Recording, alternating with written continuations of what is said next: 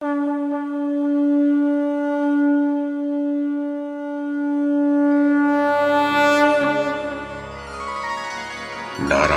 नमस्कृत्य नरं चैव नरोत्तमं देवीं सरस्वतीं व्यासं ततो जयमुदीरयेत्। ओम नमो भगवते वासुदेवाय, ओम नमः पितामहाय, ओम नमः प्रजापतिभ्यः, ओम नमः कृष्णद्वैपायनाय, ओम नमः सर्वविघ्नविनायकेभ्यः।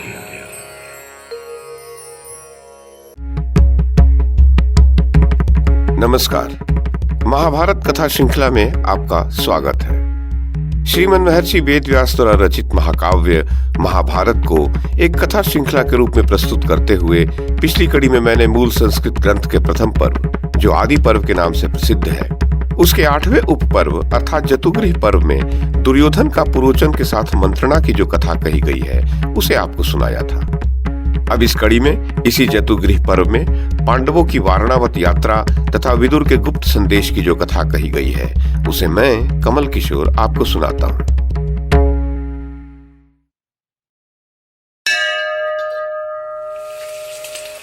वैशंपायन जी कहते हैं, जन्मेजय, वायु के समान वेगशाली उत्तम घोड़ों से जुते हुए रथों पर चढ़ने के लिए उद्यत हो उत्तम व्रत को धारण करने वाले पांडवों ने अत्यंत दुखी से होकर पितामह भीष्म के दोनों चरणों का स्पर्श किया।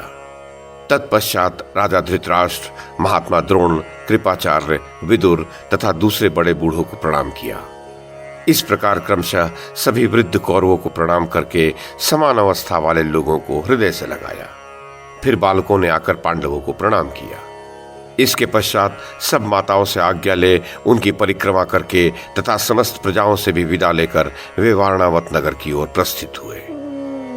उस समय महाज्ञानी विदुर तथा कुरुकुल के अन्य श्रेष्ठ पुरुष एवं पूर्वासी मनुष्य शोक से कातर हो नरश्रेष्ठ पांडवों के पीछे पीछे चलने लगे। तब कुछ निर्भय ब्राह्मण पांडवों को अत्यंत दीन दशा में देखकर बहुत दुखी हो इस प्रकार कहने लगे। अत्यंत मंद बुद्धि कुरुवंशी राजा धृतराष्ट्र पांडवों को सर्वथा विषम दृष्टि से देखते हैं। धर्म की ओर उनकी कोई दृष्टि नहीं है।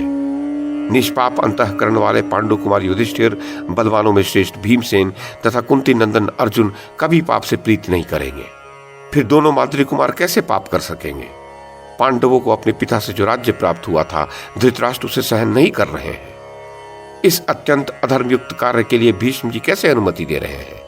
पांडवों को अनुचित रूप से यहां से निकालकर जो रहने योग्य स्थान नहीं उस वारणावत नगर में भेजा जा रहा है। फिर भी भीष्म जी चुपचाप इसे क्यों मान लेते हैं? पहले शांतनु कुमार विचित्रवीर तथा महाराज पांडु हमारे राजा थे। केवल राजा ही नहीं, वे पिता के समान हमारा पालन पोषण करते थे। और अब जब नरश्रेष्ठ पांडु स्वर्गवासी हो गए हैं, तब उनके इन छोटे छोटे राजकुमारों का भार धृतराष्ट्र नहीं सहन कर पा रहे हैं।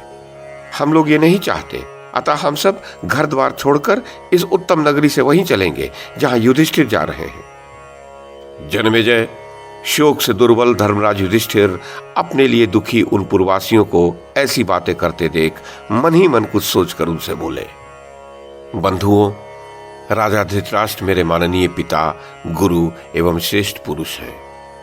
वे जो आज्ञा दे उसका हमें निःशंक होकर पालन करना चाहिए। यही हमारा व्रत है। आप लोग हमारे हित चिंतक हैं, अतः हमें अपने आशीर्वाद से संतुष्ट करें और हमें दाहिने करते हुए जैसे आए थे वैसे ही अपने घर को लौट जाएं। जब आप लोगों के द्वारा हमारा कोई कार्य सिद्ध होने वाला होगा, उस समय आप हमारे प्रिय और हितकारी कार्य कीजिएगा।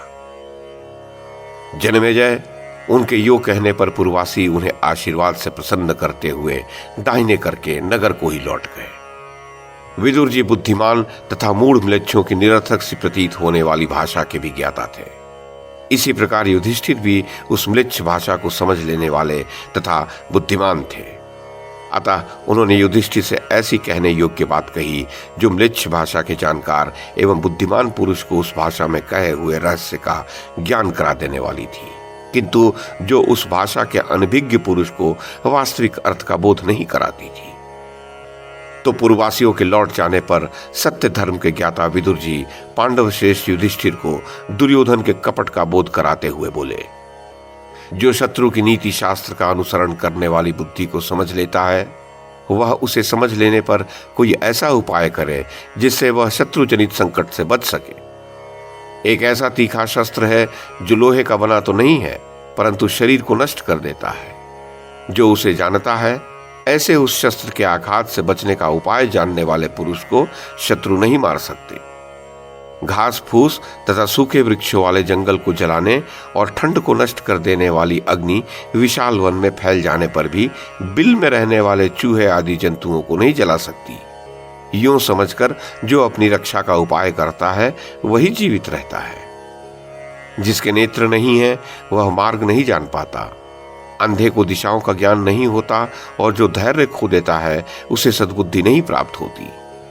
इस प्रकार मेरे समझाने पर तुम मेरी बात को भली भांति समझ लो। शत्रुओं के दिए हुए बिना लोहे के बने शस्त्र को जो मनुष्य ग्रहण कर लेता है वह साही के बिल में घुसकर अग्नि से बच जाता है। मनुष्य घूम फिरकर मार्ग का पता लगा लेता है, नक्षत्रों से दिशाओं को समझ लेता है तथा जो अपनी पांचों इंद्रियों का स्वयं ही दमन करता है वह शत्रुओं से पीड़ित नहीं होता। दर्शकों को मैं बता दूं कि संकेत में विदुर जी ने कहा कि शत्रुओं ने तुम्हारे लिए एक ऐसा भवन तैयार करवाया है जो आग को भड़काने वाले पदार्थों से बना है। शस्त्र का शुद्ध रूप शस्त्र है जिसका अर्थ घर होता है। उन्होंने यह भी कहा कि वहां जो तुम्हारा पार्श्वर्ती होगा वह पुरोचन ही तुम्हें आग में जलाकर नष्ट करना चाहता है। तुम उस आग से बचने के लिए एक सुरंग तैयार करा लेना।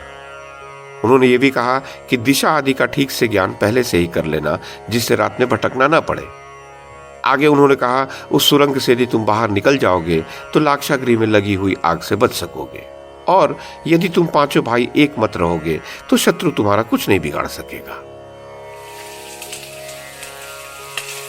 वैशंपायन जी कहते हैं, इस प्रकार कहे जाने पर युधिष्ठिर ने विदुर जी से कहा, मैंने आपकी बात भली भांति समझ ली। जन्मेजय, इस प्रकार पांडवों को बारंबार कर्तव्य की शिक्षा देते हुए कुछ दूर तक उनके पीछे पीछे जाकर विदुर जी उनको जाने की आज्ञा दे उन्हें अपने दाहिने करके पुनः अपने घर को लौट गए। विदुर, भीष्म जी तथा नगर निवासियों के लौट जाने पर कुंती अजातशत्रु युधिष्ठिर के पास जाकर बोली, पुत्र, विदुर जी ने सब लोगों के बीच में जो अस्पष्ट सी बात कही थी उसे सुनकर तुमने बहुत अच्छा कहकर स्वीकार किया था, परंतु हम लोग वह बात अब तक नहीं समझ पा रहे हैं। यदि उसे हम भी समझ सकें और हमारे जानने से कोई दोष ना आता हो तो तुम्हारी और उनकी सारी बातचीत का रहस्य मैं सुनना चाहती हूं। युधिष्ठिर ने कहा, मां, जिनकी बुद्धि सदा धर्म में ही लगी रहती है उन विदुर जी ने सांकेतिक भाषा में मुझसे कहा था, तुम जिस घर में ठहरोगे वहां अग्नि का भय होगा। ये बात अच्छी तरह जान लेनी चाहिए। साथ ही वहां का कोई भी मार्ग ऐसा न हो जो तुमसे अपरिचित रहे। यदि तुम अपनी इंद्रियों को वश में रखोगे तो सारी पृथ्वी का राज्य प्राप्त कर लोगे। ये बात भी उन्होंने मुझसे बताई थी और इन्हीं बातों के लिए मैंने विदुर जी को उत्तर दिया था कि मैं सब समझ गया।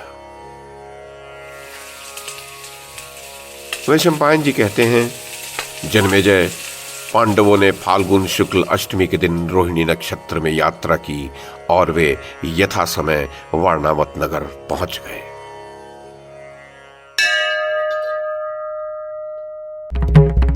तो ये थी आदि पर्व के 8वें उपपर्व अर्थात जतुगृह पर्व में कही गई पांडवों की वारणावत यात्रा तथा विदुर के गुप्त संदेश की कथा। इस कड़ी में बस इतना ही। अगली कड़ी में इससे आगे की कथा सुनाऊंगा। YouTube के माध्यम से महाभारत की कथा को एक श्रृंखला के रूप में प्रस्तुत करने का हमारा यह प्रयास यदि आपको सराहनीय लगा हो तो कृपया इस कड़ी को लाइक और शेयर करें, चैनल को सब्सक्राइब करें और बेल आइकन को दबाएं। साथ में अन्य लोगों को भी देखने के लिए प्रेरित करें। धन्यवाद और नमस्कार।